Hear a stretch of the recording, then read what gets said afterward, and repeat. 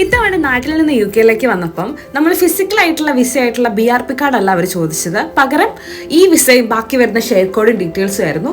അതെല്ലാം നമ്മൾ സ്ക്രീൻഷോട്ട് എടുത്ത് വെച്ചുകൊണ്ട് പ്രത്യേകിച്ച് വലിയ കോംപ്ലിക്കേഷൻസ് ഒന്നും ഇല്ലായിരുന്നു. ദെൻ പുതിയൊരു അപ്ഡേഷനാണ്, നമുക്ക് ഹാൻഡ് ബാഗിൻ്റെ ഒരു പേഴ്സണൽ ബാഗ്, അതായത് ലാപ്ടോപ്പ് ബാഗ് എടുക്കാൻ പറ്റില്ല എന്നുള്ളത്.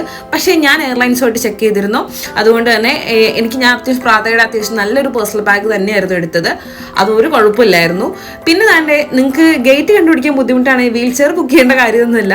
ഇപ്പം എല്ലാ എയർപോർട്ടുകളിലും സ്ക്രീനിൻ്റെ മുകളിൽ QR കോഡ് ഉണ്ട്. അത് സ്കാൻ ചെയ്താൽ കറക്റ്റ് ലൊക്കേഷനും കാര്യങ്ങളെല്ലാം കിട്ടും. അപ്പോൾ ഇത്രയും കഷ്ടപ്പെട്ട് വന്ന സ്ഥിതിക്ക് ഇനി നമുക്ക് 2 അടിച്ച് കുറച്ച് ഫുഡൊക്കെ കഴിച്ച് ലാലാപാടി ഇരിക്കാം, ഒന്ന് റിലാക്സ് ചെയ്യാം. നല്ല ഫുഡൊക്കെ ആയിരുന്നു. അപ്പം അതെല്ലാം കഴിച്ച് നമ്മളൊന്ന് എന്തോ ചെറുതായിട്ടൊരു പണി കിട്ടി. എൻ്റെ വയറിൻ്റെ പ്രശ്നമായിരുന്നു, അല്ലാതെ ഫുഡിൻ്റെ പ്രശ്നമല്ല.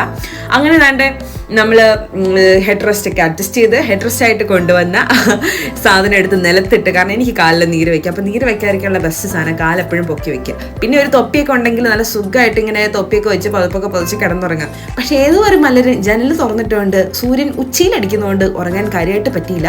ഞാൻ ഇങ്ങനെ വീട്ടുകാരെ കുറിച്ച് ആലോചിച്ചിരിക്കുകയായിരുന്നു.